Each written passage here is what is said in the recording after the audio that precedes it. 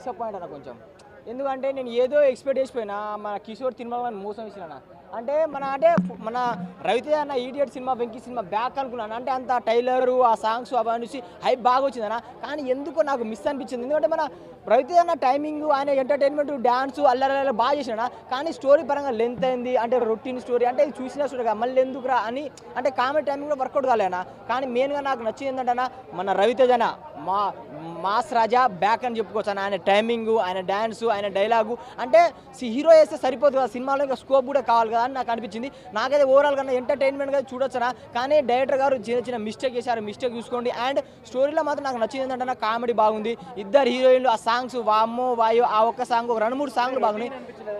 అంటే routine log అనిపించింది అన్న. అంటే చూసిన స్టోరీ కదా, చాలా సినిమాలు చూసినాం కదా, అంటే రొటీన్ అనిపించింది. కొత్తగా ఏం అనిపించారు అంటే చూసి అంటే ఎక్స్పెక్ట్ చేయం బ్రో మనం. అంటే అది వచ్చేస్తా ఇది అదా అంటే మన సర్చింగ్ మైండ్లో ఉంటుంది అనమాట. అది అంటే ఇంకా కొత్తగా కావాలా మాస్ కానీ అది నా కోరిక నెరవేరు ఎనర్జీ కూడా వస్తుంది అన్న. ఎందుకంటే బాధపడ్డానా. ఎందుకంటే మాస్ మహారాజా ఒకప్పుడు ఎట్లా అంటే రొటీన్ సినిమాలు తీస్తాడు, కొత్త రోల్లో వస్తుండు. కానీ ఇంకా కొత్తగా కావాలనిపించింది. కానీ కిషోర్ తిరుమల గారు చూసుకోండి సార్ ప్లీజ్, నాకు బాధ అనిపించింది. కానీ ఓవరాల్గా భయ ఫ్యామిలీ ఎంటర్టైన్మెంట్ అయితే అవుతారు. కొన్ని అంటే ఫన్ ఉంటుంది కానీ మరీ ఎక్కువ ఫన్ ఉండదు, ఏదో అట్లా ఉంటుంది అన్న. అంతేనా బాధ అనిపిస్తుంది నాకు, చెప్పబుద్ధి అయితే లేదు. విజ్ఞప్తి సినిమా ఉందబోయా రవితేజ అన్న ఎర్రగా తీసాడు అంతే. ఇంకా ఇద్దరు అమ్మాయిలతో